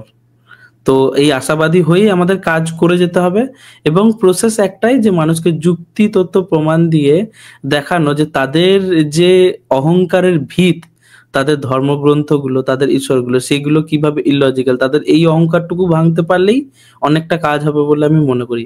ফারাজ ভাই এসছেন, এরপর উনি যদি বলেন এই ব্যাপারে। আচ্ছা, ঠিক আছে। উনি আপনি বুঝতে পেরেছেন উত্তরটা আমি যেটা বললাম? তাদের অহংকারের ভিত্তিটাই হলো তাদের ধর্মগ্রন্থ এবং তাদের যে ঈশ্বরের কনসেপ্টটা আরকি। তো এই ভিতগুলো ভাঙতে পারলেই কিন্তু আস্তে, আস্তে এই জিনিসগুলো হবে। হ্যাঁ, আমি আপনার পয়েন্টটা বুঝতে পেরেছি, এবং হ্যাঁ আমি আপনার সাথে পুরোপুরি এগ্রি, এবং এটা বাস্তবে এটা হয়ে আসছে। এবং এটা আমরা ভাঙতে শুরু করেছে, জাস্ট একটু অ্যাড করি, এটা ভাঙতে যে শুরু করেছে তার উদাহরণ হলো, আমি ছোটবেলায় কিন্তু মসজিদে গিয়ে শুনতাম যে পৃথিবীটা দাঁড়িয়ে আছে, সূর্যটা ঘুরছে। এই জিনিসটা কিন্তু আমার এখনো স্পষ্ট মনে পড়ে। এটা নিয়ে কিন্তু ঝুট ঝামেলাও হয়েছে, বেশ কয়েকবার ডিবেট হয়ে গেছে মসজিদে অনেক জনের মধ্যে। কিন্তু এখন দেখছি হঠাৎ শুনতে পাচ্ছি যে না না না না, কোরআনে তো লেখাই আছে পৃথিবীটা ঘুরছে। ঠিক আছে? সূর্যটা দাঁড়িয়ে আছে, কোরআনে তো লেখা আছে। এবং কিছু কিছু মানুষ অলরেডি ইভলিউশনকেও কোরআন থেকে বের করে দেখানো শুরু করেছে। তো এই জিনিসগুলো যে ভাঙছে তাদের, সেগুলো আমরা চোখের সামনে দেখতে পাচ্ছি খুব কম সময়ের মধ্যে, বুঝলেন? হ্যাঁ, এটা এটা আরেকটা বড় মানে যন্ত্রণা, যে আসলে ওই যে আমি এর আগে যে ইয়া ছিল যে আহ, কি যেন দীপ্তময় চন্দ্র, এরকম একটা ইয়া ছিল, হ্যাঁ, মানে ওই যে ওইটা কোন সূরা যেন বলে, ফারাজ ভাই তো বলতে পারবে, এই যে মানে এই যে মানে সূর্য কি বলে, চন্দ্রের আলো আল যে আল প্রতিফলিত আল আলো, কামার, আল কামারের কথা বলছেন? সূরা আল কামার? এটা কি আচ্ছা যাই হোক, হ্যাঁ আমার বলুন, আপনি মনে পয়েন্টটা পড়ছে না বলুন, এখন। অসুবিধা নেই। হ্যাঁ, পয়েন্টটা চন্দ্রের বলুন। আলো যে প্রতিফলিত আলো, হ্যাঁ, তো এটার একটা ইয়া আছে, ওইটার মানে কোরআনে একটা আয়াত আছে, সেখানে ওইটার অর্থ ছিল যে আমি মানে আমিও দেখছিলাম, সেখানে অর্থ ছিল হচ্ছে দীপ্তময় চন্দ্র, হ্যাঁ। তো পরে এটা দীপ্তময় চন্দ্র অর্থ তো হচ্ছে উজ্জ্বল চন্দ্র, এটা তো আর প্রতিফলিত চন্দ্র হয় না। কিন্তু পরে ওই শব্দটাকেই ওরা কেমনে কেমনে যেন ওইটাকে প্রতিফলিত চন্দ্র বানায় ফেলছে। এটা মানে আমি আমার মাথার উপর দিয়ে গেছে, আমি বুঝতে পারলাম না। কিন্তু এর আগে ফারাজ ভাইরাও যে রেফারেন্স গুলো দেখায় বা এর আগের যে ইয়াগুলো ছিল, আগের যে মানে বইগুলো ছিল, অনুবাদ গুলো ছিল, সেখানে সব দীপ্তময় চন্দ্র লেখা ছিল। হ্যাঁ, তো সেখানে এখন অটোমেটিক্যালি এটা কেমনে যেন প্রতিফলিত চন্দ্র হয়ে গেছে, মানে যে মানে চাঁদের আলো প্রতিফলিত আলো হয়ে গেছে। বুঝতে পারছেন? মানে ধর ইয়ার সাথে, বিজ্ঞানের সাথে এটা কেমনে যেন মিলাই ফেলে, কেমনে কেমনে যেন মিলাই ফেলে। হ্যাঁ, এই ভাঙতে ভাঙতে ভাঙতে এমন একটা পজিশনে তারা চলে আসবে, তখন দেখবেন দুটো মিলেমিশে একাকার হয়ে গেছে, তখন দেখবেন ধর্মগ্রন্থ আর প্রয়োজন পড়ছে না। ঠিক আছে, এই জিনিসটা কিন্তু আমরা দেখেছি, খ্রিস্টানদের ক্ষেত্রেও এই জিনিসটা ঘটেছে আর কি। হ্যাঁ বলুন। হ্যাঁ, আচ্ছা ফারাজ ভাই, আপনি কি শুনতে পাচ্ছেন? জি জি ভাই শুনতে পাচ্ছি। জি জি জি ভাই শুনতে পাচ্ছি, বলেন। একটা কোশ্চেন ছিল, সেটা হচ্ছে আমি অনেক আগে আসিফ ভাইকে একটা লাইভে শুনছিলাম, মানে একজন মানে ইয়া ছিল, সংশয়বাদী ছিল, সে বলতেছিল যে ওই যে আবু জাহেল সম্পর্কে, যে কোরআনে লেখা আছে আবু জাহেলের তো দুহাত ধ্বংস হবে, তারপর হচ্ছে মানে তার ওয়াইফ লাকড়ি চূড়া বহন করবে, এরকম একটা তাব্বাতিয়াদা যে ইয়াটা সূরাটা, ওইটা অনুযায়ী, হ্যাঁ, যে আবু জাহেলের 2 হাত ধ্বংস হোক, তারপর এরকম কি কি আছে না। তো ওইটা নিয়ে আর কি মানে আসিফ ভাই বলতেছিল যে আবু লাহেবের তো 2 হাত ধ্বংস হয়নি, সে তো ইসের ময়দানে মারা গেছে, ওই যে যুদ্ধের ময়দানে মারা গেছে, তাও দুইটা দুইটা ছেলে আর কি মারছে মেবি, তাই না? বিষয় ঈমান আর হ্যাঁ ভাই বলেন। হ্যাঁ তারপরে? হ্যাঁ, 2টা ছেলে মারছে। কিন্তু আমি এই জিনিসটা, আমি সেম জিনিসটা আমি আসিফ ভাই রেফারেন্স দেখাইছিলাম, আমি এটা দেখছিলাম। দেখার পরে আমি হচ্ছে আমার এক ফ্রেন্ডকে আমি বললাম জিনিসটা, যে কোরআনে লেখা আছে আবু জাহেলের 2 হাত ধ্বংস হবে, কিন্তু সেটা তো ধ্বংস হয়নি। তারপরে আমি হচ্ছে উইকিপিডিয়াতে যখন সার্চ করলাম, তখন ওইখানে দেখাচ্ছে যে আবু জাহেলের মানে আবু লাহাবের 2 হাত ধ্বংস হয়েছিল, তারপরে সে মানে কোরআনের বর্ণনা যেভাবে ছিল সেভাবেই সে মারা গেছে। এই জিনিসটা কি, আমি এটা আসলে কি আবু জাহেল আর কি উইকিপিডিয়ার যে রেফারেন্সটা দেওয়া আছে সেই রেফারেন্সটা মিলাই দেখেন যে উইকিপিডিয়ার রেফারেন্সটা সঠিক রেফারেন্স কিনা, তাহলেই তো আপনি মিলাই দেখতে পারবেন যে আবু জাহেলের 2 হাতকে আসলে ধ্বংস হয়েছিল কিনা। উইকিপিডিয়াতে তো যে কেউ যে কোনো কিছু লিখতে পারে, এখন কথা হচ্ছে যে যে লিখেছে তার সে সঠিক তথ্য প্রমাণ দিয়েছে কিনা, ওগুলো একটু যাচাই করে দেখবেন। আমার এটা জানা ছিল না যে এটা কি যে কেউ যে কোনো কিছু লিখতে পারে উইকিপিডিয়াতে, এটা আমার জানা ছিল না। আচ্ছা, এমনি গুগলে যে কেউ যে কোনো কিছু করতে পারে এটা আমি জানতাম, বাট উইকিপিডিয়া আমি যে জানতাম যে ওরা হচ্ছে সোর্স গুলো ভেরিফাই করে, উইকিপিডিয়া এরকম জানা। না, ওইখানে আপনার যে কেউ যে কোনো কিছু লিখতে পারে, সোর্স ভেরিফাই করে, কিন্তু সবসময় ভেরিফাই করা হয় না। আমি দর্শকদের জন্য এই ভিডিওটা একটু দেখাই, আপনি যেটা বললেন সেটার সাথে কানেক্টেড ভিডিওটা একটু দেখাই। দেখেন, বিষয় ঈমান আর অন্ধবিশ্বাসের মধ্যে কি আদৌ কোনো পার্থক্য আছে? পেয়েছেন মুমিনের সঙ্গে কয়টা প্লেয়ারে বিশ্বাস করতে হবে? প্লেয়ারগুলো কয়টা? আল্লাহ বিশ্বাস 1, 2 নাম্বার ফেরেশতা মণ্ডলীতে বিশ্বাস, 3 নাম্বার আসমানি কিতাব সমূহে বিশ্বাস, 4 নাম্বার নবী রাসূলগণে বিশ্বাস, 5 পরকালের জীবনে বিশ্বাস, আর 6 তাকদীর ভাগ্যে ভালো মন্দ বিশ্বাস। এই 6টা কি গায়েব কিনা? আমরা ইমানদার হতে হলে এই 6টা বিষয় বিশ্বাস করতেই হবে, না হলে কেউ মুমিন হতে পারবে না। আর এই 6টা বিষয় কি চোখে দেখা যায়, স্পর্শ করা যায়, পরীক্ষাগারে পরীক্ষা করা যায়, কোন যুক্তি বিজ্ঞান দর্শন দিয়ে কোন সিদ্ধান্তে আসা যায় না? আমরা এগুলো বিশ্বাস করি আল্লাহর ওহীর জ্ঞানের আলোকে। কিসের আলোকে? আল্লাহ পাক বলেছেন, রাসূল বলেছেন, বাস বিশ্বাস করি। এখানে আমরা কোন যুক্তি বিজ্ঞান দর্শনের ধার ধারি না। আমরা এগুলো বিশ্বাস করি আল্লাহর ওহীর জ্ঞানের আলোকে। কিসের আলোকে? আল্লাহ পাক বলেছেন, রাসূল বলেছেন, বাস বিশ্বাস করি। এখানে আমরা কোন যুক্তি বিজ্ঞান দর্শনের ধার ধারি না।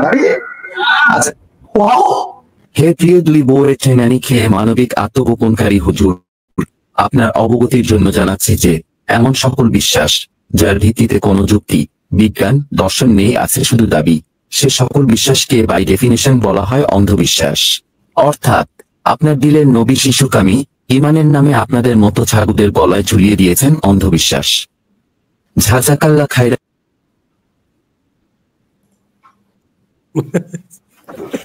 ভাই এটা ভালো ছিল। Yeah. এটা একটা ফুল আসে আমি ফেসবুক থেকে মনে হয় আমি ইয়েটা সরে গেছে আর কি, ভিডিওটা সরে গেছে। ফেসবুকে আপলোড করেছিলাম, ইউটিউবে আবার আপলোড করে দিব। এটার ফুল ভার্সনটা আছে, দাঁড়ান একটু ফুল ভার্সনটা শোনাই। 3-4 মিনিটের একটা ভিডিও আর কি। দাঁড়ান একটু সেকেন্ড আমি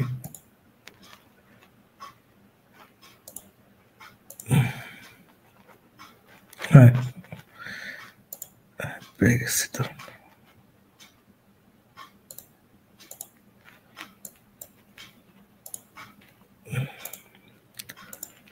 একটু সেকেন্ড জাস্ট একটু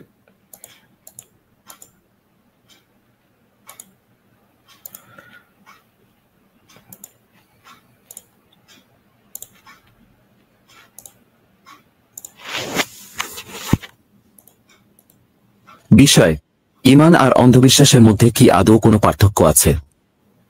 এই যে মুমিন পেয়েছেন, মুমিনের সংজ্ঞা কয়টা পিলারে বিশ্বাস করতে হবে? পিলারগুলো কয়টা? আল্লাহ বিশ্বাস 1, 2 নাম্বার ফেরেশতা মণ্ডলীতে বিশ্বাস, 3 নাম্বার আসমানি কিতাব সমূহে বিশ্বাস, 4 নাম্বার নবী রাসূলগণে বিশ্বাস, 5 পরকালের জীবনে বিশ্বাস, আর 6 তাকদীর ভাগ্যে ভালো মন্দ বিশ্বাস। এই 6টা কি গায়েব কিনা? এখন একটু বোঝেন বর্তমান বিশ্বের সাথে আমাদের সংঘর্ষ কোথায়, একটু বোঝেন এবার। আমরা ইমানদার হতে হলে এই 6টা বিষয় বিশ্বাস করতেই হবে, না হলে কেউ মুমিন হতে পারবে না। আর এই 6টা বিষয় কি চোখে দেখা যায়, স্পর্শ করা যায়, পরীক্ষাগারে পরীক্ষা করা যায়, কোন যুক্তি বিজ্ঞান দর্শন দিয়ে কোন সিদ্ধান্ত আসা যায় না। আমরা এগুলো বিশ্বাস করি আল্লাহর ওহীর জ্ঞানের আলোকে। কিসের আলোকে? আল্লাহ পাক বলেছেন, রাসূল বলেছেন, বাস বিশ্বাস করি। এখানে আমরা কোন যুক্তি বিজ্ঞান দর্শনের ধার ধারি না। আমরা এগুলো বিশ্বাস করি আল্লাহর ওহীর জ্ঞানের আলোকে। কিসের আলোকে? আল্লাহ পাক বলেছেন, রাসূল বলেছেন, বাস বিশ্বাস করি। এখানে আমরা কোন যুক্তি বিজ্ঞান দর্শনের ধার ধারি না। আচ্ছা, ওয়াও হে প্রিয় দুই বইয়ের ঠেঙানি খেয়ে মানবিক আত্মগোপনকারী হুজুর, আপনার অবগতির জন্য জানাচ্ছি যে এমন সকল বিশ্বাস যার ভিত্তিতে কোনো যুক্তি বিজ্ঞান দর্শন নেই, আছে শুধু দাবি, সে সকল বিশ্বাসকে বাই ডেফিনেশন বলা হয় অন্ধবিশ্বাস। কিন্তু এখনকার পশ্চিমা শিক্ষা ব্যবস্থা যার ছোঁয়া এখন পুরো বিশ্বে লেগে গেছে, প্রায় অলমোস্ট এভরি কান্ট্রিতে, তাদের জ্ঞানতাত্ত্বিক একটা সংজ্ঞা আছে, দর্শন আছে। কি সেটা? তারা পরীক্ষা নিরীক্ষা যুক্তি বিজ্ঞান দর্শন এর বাইরে কোনো কিছুকে তারা সিদ্ধান্ত হিসেবে গ্রহণ করবে না, জ্ঞান হিসেবে গ্রহণ করবে না। তারা পানিকে বিশ্বাস করে, পরীক্ষা করে দেখবে যে হাইড্রোজেন অক্সিজেন মিলে পানি হয়, এটা বিশ্বাস করবে। ঠিক আছে? তারা কঠিন তরল বায়বীয় পদার্থে বিশ্বাস করে, তারা চাঁদে বিশ্বাস করে, তারা মঙ্গল গ্রহে বিশ্বাস করে, ইত্যাদি ইত্যাদি। কিন্তু তারা এই চাঁদ, মঙ্গল গ্রহ, মহাবিশ্বের স্রষ্টাকে বিশ্বাস করে না, কারণ তাকে দেখা যায় না। They do what? How dare they ask for evidence for a thing that you think they should believe and spend a not insignificant amount of time and resources getting them to believe? That's preposterous. They should just take your word for it, like everyone else in your congregations. Bastards. আমি কি বলতে পারছি পার্থক্য কোন জায়গায়? তারা এটা বিশ্বাস করে যে হ্যাঁ বিগ ব্যাং, একটা বিস্ফোরণ হলো আর মহাবিশ্ব সৃষ্টি হয়ে গেল, এটা তারা বিশ্বাস করে। এই বিস্ফোরণ যে আল্লাহ পাক ঘটিয়েছেন এটা বিশ্বাস করবে না। হ্যাঁ স্যার, नहीं हो सकता, कह दो कि ये झूठ है। এটাকে আমরা ফিলোসফির ভাষায় বলি এপিস্টিমোলজি। কি বলি? খুব কঠিন শব্দ। এপিস্টিমোলজি মানে হলো জ্ঞান তত্ত্ব। কি তত্ত্ব? ওদের জ্ঞান তত্ত্ব হচ্ছে যে পরীক্ষা নিরীক্ষা পর্যবেক্ষণ ছাড়া কোনো জ্ঞান নেওয়া যাবে না। কিন্তু আমরা দেখি আল্লাহকে আমরা পরীক্ষাগারে পরীক্ষা করতে পারবো, ফেরেশতাকে পারবো, জিন জাতি, আমাদের আত্মা, রূহ, কবর রাজা, জান্নাত জাহান্নাম, হ্যাঁ ওই যে কবরের ফেরেশতা আসবে, প্রশ্নোত্তর, হ্যাঁ যে কিয়ামতের মাঠে সূর্য নেমে আসবে, ঘামবে মানুষ, হ্যাঁ তারপর আগের নবী রাসূলগণ, আগের আসমানি কিতাব, তাকদীর ভাগ্য, আগামীকাল কি হবে, এগুলোকে পরীক্ষাগারে প্রমাণ করতে পারবেন। এই কারণেই তারা আমাদের এই ধর্মীয় কনসেপ্টে বিশ্বাস করে না। Again, bastards. How can anyone ask for actual evidence for claims Muhammad made when he couldn't do that? It's not fair, damn it. They should just blindly accept all the bullshit claims Muhammad made, just like this exceptionally ultra-intellectual moment. Alhamdulillah. I have already shut off my brain to get more iman, have you?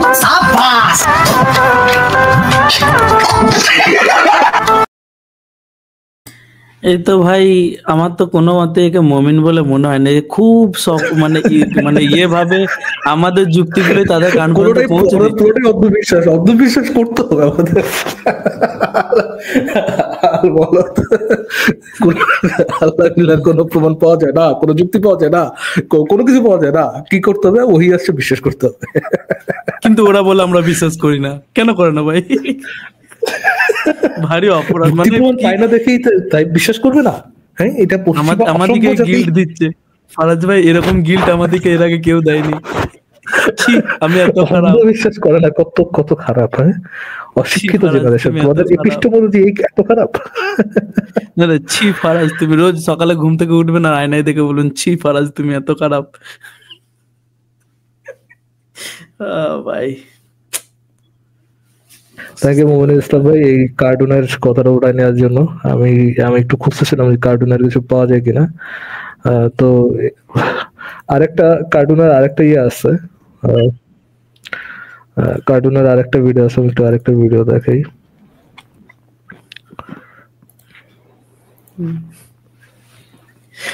Cartoon হচ্ছে ওইটা, আবু ওই একটু আবু বয়স তোহা গুমনাম, ওনার নাম দিয়েছিলাম আমি আবু তোহা গুমনাম। দেখেন অনেক ভালোবাসি, আমি ওনাকে অনেক ভালোবাসি, আমি আপনাদের বোন, জাস্ট আমি ওনাকে ফিরে পেতে চাই, আমি আপনাদের বোন, আপনারা সবাই আমাকে একটু হেল্প করবেন, আমি আপনাদের বোন। আমি আর এর বেশি কিছু আপনাদেরকে আমি বলতে পারতেছি না, আমি আর বেশি কিছু আর আপনাদেরকে বলতে পারতেছি না, আমি আর পারতেছি না, আমি জাস্ট কিছু পারতেছি না, আমি আর কিছু পারতেছি না। আমার পক্ষ থেকে প্রধানমন্ত্রী পর্যন্ত লেটার দেওয়া হয়েছে, আমি ডিডি কার্যালয়ে গিয়েছি, আমি র্যাব সদর দপ্তর গিয়েছি, পুলিশ হেডকোয়ার্টার গিয়েছি, এবং প্রত্যেকের কাছে আমার পক্ষ থেকে একটা লেটার পৌঁছে দেওয়া হয়েছে। আমি আসার আগে র্যাব হেডকোয়ার্টার থেকে র্যাবের ডিডি স্যারের সাথে দেখা করে এসেছি, উনি আমার কাছে নেই, আমাদের কাছে থাকলে আমি আপনাকে ইনফর্ম করতে পারতাম, আমাদের কাছে নেই। আমি তার সার্বিক সহযোগিতা কামনা করে এসেছি যে আপনি আমাকে সাহায্য করেন। তিনি আমাকে আশ্বস্ত করছেন, তিনি তার নাম্বারগুলো রেখেছেন, তিনি বলেছেন যে আমরা দেখতেছি, যদি কোনো খবর পাই আমরা জানাবো। আমাকে প্রশ্ন করেছেন আপনি কি মনে করেন যে সে আমাদের প্রশাসনের কাস্টাডিতে আছে? আমি বলেছি না, আমি এমন মনে করে আপনাদের কাছে আপনাদের শরণাপন্ন হইনি, বরং আমি আপনাদের কাছে আপনারা পারবেন, আপনাদের যে শক্তি আছে সেই আশা নিয়ে আমি আপনাদের শরণাপন্ন হয়েছি। আপনারা চাইলে অনেক অল্প সময়ের মধ্যে সম্ভব, আপনারা চাইলে অনেক অল্প সময়ের মধ্যে সম্ভব। এমন একটা নিরীহ মানুষের কি জন্য এই ধরনের একটা অভিযোগ হবে? উনি তো একেবারেই সাধারণ মানুষ, উনি একেবারেই সাধারণ মানুষ, হয়তো কোনো ভুল বোঝাবুঝি হতে পারে, ওনাকে ফিরিয়ে দিন, আল্লাহর ওয়াস্তে ওনাকে ফিরিয়ে দিন, আমাকে একটা সাউন্ড লাইফ লিড করার মতো একটা পরিস্থিতি তৈরি করে দিন, আমি কিছুই করতে পারতেছি না, আল্লাহর ওয়াস্তে ওনাকে ফিরিয়ে দিন। আপনারা চাইলে অনেক কিছু অনেক সহজভাবেই সম্ভব। আমি আপনাদের কাছে আবারও ক্ষমা প্রার্থী, আমার মধ্যে কোনো কিছু কি আপনাদের দৃষ্টিগত হয়ে থাকে। আমি আমার কথা শেষ করতেছি, এনাকে শুধু আমার পক্ষ থেকে আপনারা পৌঁছে দিবেন।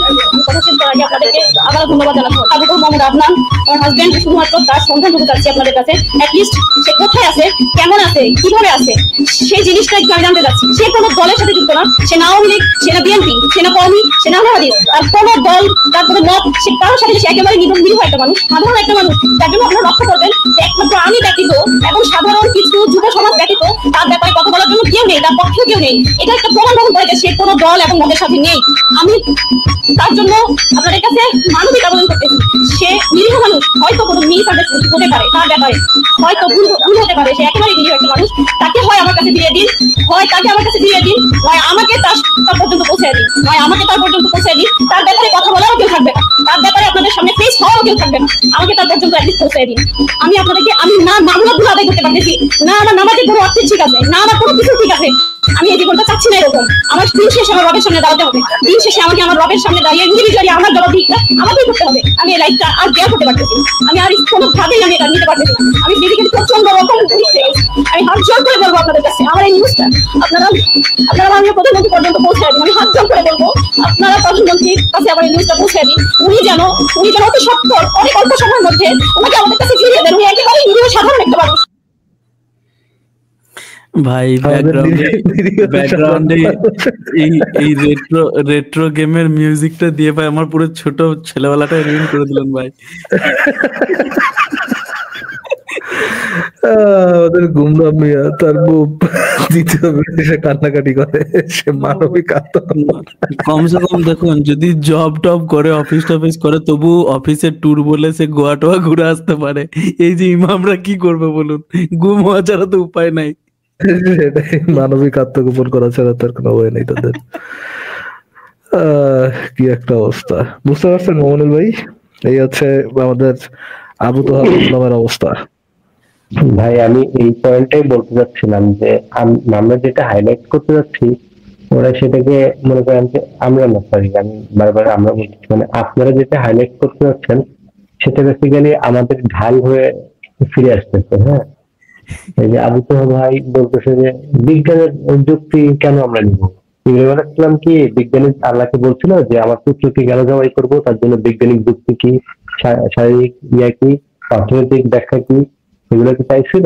মানে এই যে সুন্দর করে প্রেজেন্ট করতেছে মুমিনটা, তো আপনি শুনছেন কিনা ওই বক্তব্য, ওই অর্থটা আল্লাহু আকবার সুবহানাল্লাহ বলে দেখা উঠতেছে। জাস্ট আগের প্রসঙ্গটা একটা জিনিস বলে নি, সরি ফারাজ ভাই, এই যারা ধরুন তুলনামূলক ভাবে একটু গরিব মৌলানা টলানা, তারা দেখবেন এই মসজিদে তসজিদে নিয়ে ঢুকে যায়। লজিক্যাল ভাই আজকে দেখিয়েছেন মসজিদের কেসটা, কিন্তু যাদের কাছে টাকা পয়সা আছে তারা তো গুম হবেই ভাই, তারা তো মেয়ে নিয়ে মসজিদে ঢুকবে না, তাই না? হ্যাঁ ভাই সেটাই ভাই, একমত আপনার সাথে আমি এই বিষয়ে। এখন আমাদের এইটা থেকে বেরোতে হলে যেটা করতে হবে যে মুমিনরা যেটা মনে করে, আমরাও প্রায় সময় মুমিনদের সাথে কথা বলে এই জিনিসটাই বুঝি যে তারা মনে করে যে তাদের ধর্মটা যে সত্য, এটা একটা প্রমাণিত সত্য বিষয় যে তাদের ধর্মটা সত্য। এটা সবাই জানে বুঝে, এবং ইভেনকে অমুসলিমরা এবং আমরাও মনে করি যে ইসলাম সত্য, কিন্তু ইচ্ছা করে মানি না। এই জন্য মুমিনদের মধ্যে এই কনফিডেন্সটা, ইসলামের সমালোচনা কোথাও নাই দেখে তারা মনে করে যে ইসলামের মধ্যে কোনো ফ্ল নাই। ইসলামের যদি সমালোচনাটা পাবলিক করা যায়, তাহলে হচ্ছে এই যে সাধারণ মানুষের মধ্যে যে কনফিডেন্সটা, যে তারা সত্য ধর্ম পায়ে গেছে, একমাত্র সত্য ধর্ম তারা পায়ে গেছে, এবং ইহকালে কি হবে না হবে সেটা তো তারা ডিসকভার করছেই, পরকালে যে কি হবে সেটাও তারা ডিসকভার করে ফেলাইছে। সরাসরি গডের থেকে আসা বই তারা পায়ে গেছে, কোরআনের মধ্যে কোনো ভুল নাই। এই ধরনের আগডুম বাগডুম জিনিস যে তারা বিশ্বাস করে, এই অন্ধবিশ্বাস থেকে তারা বেরোতে হবে যখন হচ্ছে ইসলামের সমালোচনাটা পাবলিক হবে আর কি। যেহেতু এই জিনিসটা অতটা পাবলিক না, যেহেতু এই জিনিসটা শুধুমাত্র অনলাইনে সীমাবদ্ধ, এই জন্য আর কি মানুষ এবং অনলাইনেও মানুষকে দেখতে আর কি নিরুৎসাহিত করা হয়, এই জন্য মানুষ আর কি এই বিষয় সম্পর্কে একটু কম জানে মানে একটু কম মানে একদম জানেই না বলতে গেলে। বুঝতে পারছেন মইনুল ভাইয়া? হ্যাঁ ভাইয়া বুঝতে পারছি। ভাইয়া আরেকটা কথা, সেটা হচ্ছে মানে আমি একদিন মসজিদে গেছি।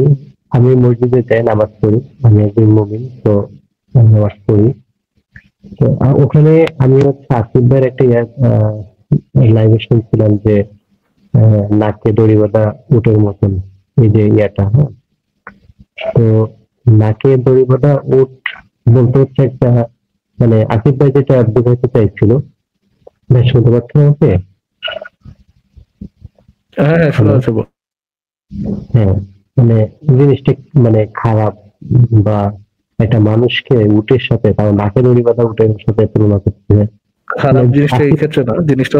জিনিসটা হচ্ছে যে ইসলামে আপনার চিন্তা ভাবনা করার অত সুযোগ নেই। যেটা বলা হয়েছে সেটা মানতে হবে, যে আবু তাহাদমান যেভাবে বলে ওইরকমই আর কি। আপনি শুধু দেখবেন যে এই জিনিসটা ইসলাম থেকে আসে, এই জিনিসটা হচ্ছে আপনার ইসলাম থেকে আসে, কোরআন হাদিসে এই জিনিসটা বলা আছে, আপনাকে এটা মানতে হবে। কোনো চিন্তা ভাবনা করবেন না, শুধু এটা মানবেন।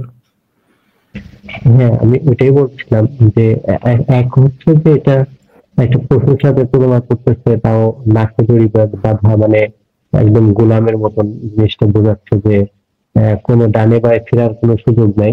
হাদিসেই তো বলে দিচ্ছে যে এদিক ওদিক যাওয়ার কোনো সুযোগ নেই, নাকে দড়ি বাঁধা যেরকম সুযোগ চলে এদিক ওদিক ফিরতে পারে না ওরকম। তো এই জিনিসটা আমি একদিন মসজিদে ইমাম সাহেব ছিল এবং আমার আরো সিনিয়র ছিল, আঙ্কেল বা হচ্ছে এরকম লোকজন ছিল। তো আমি এই হাদিসটা তখন বললাম একটা মানে একটা ঘটনার প্রেক্ষিতে আর কি। তো বললো তখন সবাই সুবহানাল্লাহ বললো, হ্যাঁ সুবহানাল্লাহ। আর পরে মানে সুবহানাল্লাহ বলে বলতেছে দেখছো। আর আমরা কি করি, আমরা মানে একটা কিছু মানবো, সেটা যদি আমাদের সাথে মিলে তখন আমরা মানি, আমরা বিভিন্ন ভাবে করি। কিন্তু আল্লাহ মুমিনদেরকে কিভাবে দেখতে চাইছে, যে এদিক ওদিক ফেরার কোনো সুযোগ নেই। কোরআন এটা বলছে তো ওইটাই করে যেতে হবে, মানে ওইখানেও মানে সিচুয়েশনটা ওরকমই ছিল। হ্যাঁ, আমি বুঝাইতে পারছি কিনা জানি না পয়েন্টটা। আচ্ছা ঠিক আছে, সমস্যা নেই ভাই, থ্যাংক ইউ তাহলে যুক্ত থাকার জন্য। আমরা দেখি নেক্সট কারো কাছে যাই, ঠিক আছে মইনুল ভাই? হ্যাঁ ঠিক আছে, থ্যাংক ইউ। ওকে ভাই, টেক কেয়ার দেন। আর একটা ভিডিও দেখাই ভাই। আমাকে বলুন আপনি একজন লুইচ্চা নবীর লুইচ্চা উন্মত, আমাকে সরাসরি না বলে যে আপনি একজন লুইচ্চা নবীর লুইচ্চা উন্মত। এই লাজুক ভঙ্গিতে হেঁটে আসা মেয়েদের যে হাঁটাটাও পর্দা, মেয়েদেরকে কে বুঝাবে হাঁটার মধ্যে পর্দা আছে? কে বুঝাবে যে গলার ভয়েসে পর্দা আছে, চোখের চাহনিতে পর্দা আছে? একটা মেয়ে সবকিছু ঢেকেছে, মনে করেন চোখটা ঢাকে নাই, এই চোখ দুটো দেখেই একটা ছেলে তার প্রেমে পড়তে পারে। একটা ছেলে হিসেবে বলছি, এটা সম্ভব। একটা হাতের কবজি দেখে আপনি একটা মেয়ের প্রেমে পড়তে পারেন, ভালো লাগতে পারে, সম্ভব। মেয়েদেরকে আল্লাহ পাক এত সুন্দর করে সৃষ্টি করেছে। আল্লাহ পাকের সবচেয়ে শ্রেষ্ঠ সৃষ্টি হচ্ছে মেয়েরা। মানুষ তো অবশ্যই, তারপরে মেয়ে মানুষ। এই নারী আপনার হয় জান্নাতের মাধ্যম হবে, অথবা আপনার জীবনের সবচেয়ে বড় ফিতনা হবে। কারণ নবী সাল্লাল্লাহু আলাইহি ওয়াসাল্লাম বলেছেন আমি পুরুষদের জন্য মহিলাদের চেয়ে বড় কোনো ফিতনা রেখে যাচ্ছি না। হাতের তালু দেখে কারো প্রেমে পড়ছে না এটা খালি ঘুরান ধরে আমি শুনছি না কাম না একদম খায় দেখ খেয়ে বোধহয় কিছু হয় না। হ্যাঁ ইয়ে ভাই ইচ্ছা তো ভাই কারো হাতের তালু দেখে প্রেমে পড়ছেন কখনো? আচ্ছা ইচ্ছা তো ভাই তো মিউটে আছে, ঠিক আছে। দেখে আমরা শেষ একজনকে যুক্ত করি। হ্যাঁ হ্যাঁ আমি এই যে জলের বোতল আনতে গেছিলাম, সরি। আচ্ছা আচ্ছা, বললাম যে কারো হাতের তালু দেখে কখনো প্রেমে পড়ছেন? হাতে তালু দেখে তো প্রেম করা যায় না অজয়। মৌজা তো পড়ে যায়। আমি কনটেক্সট আসলে বুঝলাম না অজয়, পরে শুনবো। আচ্ছা ঠিক আছে, ওকে। হ্যাঁ ইয়ে ভাই, হান্টার ভাই বলেন। হ্যালো হ্যালো হ্যালো ভাই, কথা কি শোনা যাচ্ছে? জোরে বলতে হবে। হ্যালো ভাই, কথা কি শোনা যাচ্ছে? হ্যাঁ এখন শোনা যাচ্ছে, বলেন। জি ভাই, আমার ওই যে একটা প্রশ্ন ছিল আপনার তাফসীর নিয়ে।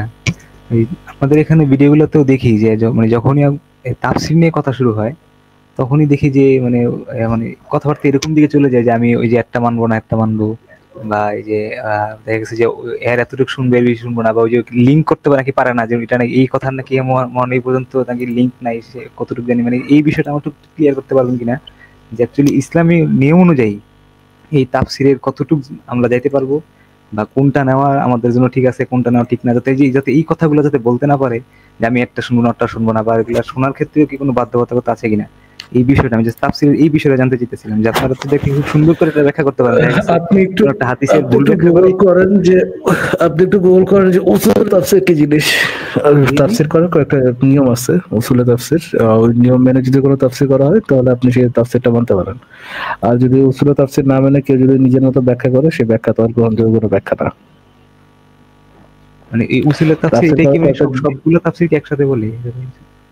উসুলে তাফসীর হচ্ছে নিয়ম, তাফসীর করার কয়েকটা নিয়ম। যেমন কোরআনের আয়াতের তাফসীর হয় কোরআনের আয়াত থেকে, কোরআনের আয়াতের তাফসীর হয় হচ্ছে আপনার হাদিস থেকে। এরকম অনেকগুলো নিয়ম আছে যে তাফসীর করার কয়েকটা পার্টিকুলার নিয়ম আছে। তারপরে যেমন তাফসীর হয় আপনার শানে নুজুল থেকে।